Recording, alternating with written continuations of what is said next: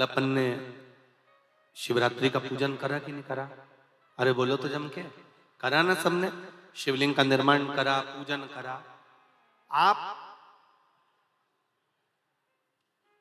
365 दिन पार्थिव शिवलिंग का निर्माण करोगे, सावन महीने में पार्थिव शिवलिंग का निर्माण करोगे, पर जितनी बार भी आप पार्थिव शिवलिंग का निर्माण करोगे तो सूर्य अस्त होने से पहले पार्थिव शिवलिंग का विसर्जन आपको करना पड़ेगा।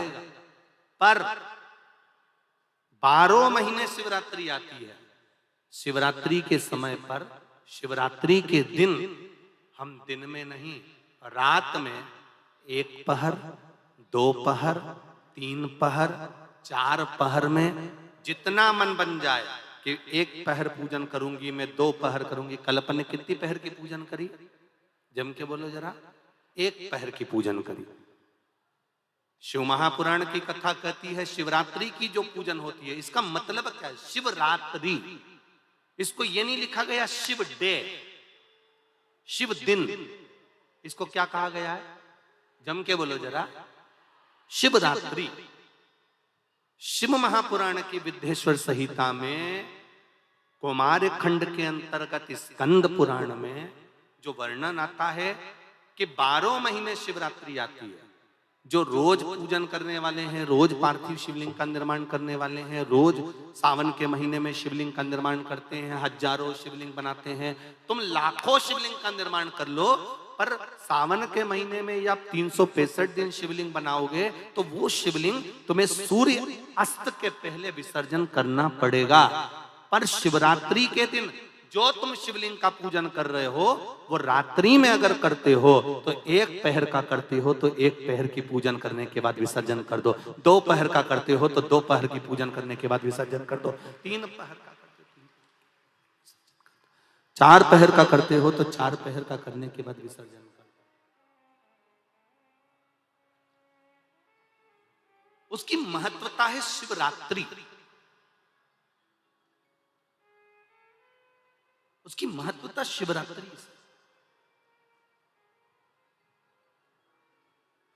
कई लोगों के मन में संशय जाग जाता है कि गुरुजी, सूर्य अस्त के बाद क्या हम शिवलिंग की पूजन कर सकते हैं, क्या विसर्जन कर सकते हैं?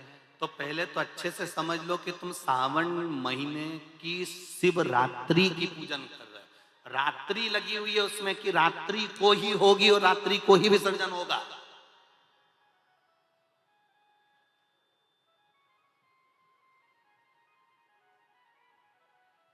और जो नी पढ़ा लिखा हो तो गीता प्रेस गोरखपुर की जो पंडित प्रदीप मिश्रा जी पोथी पढ़ते हैं उसको लिया, उसका नंबर देखकर, और उसका स्मरण करना प्रारंभ करो कि हम 365 दिन अगर शिवलिंग का निर्माण करते हैं तो वो शिवलिंग का निर्माण हम दिन में कर दिन में विसर्जन कर सकते हैं। पर शिवरात्रि की पूजन करें तो रात्रि को भी शिवलिंग का निर्माण कर पार्थिव पूजन करने के बाद हम बाबा देव अधिदेव महादेव से रात भर, चाहे तो 1 पहर, चाहे तो 2 पहर, चाहे तो 3 पहर, चाहे तो 4 पहर, कैसा भी पूजन कर सकते हैं, किसी भी रूप में।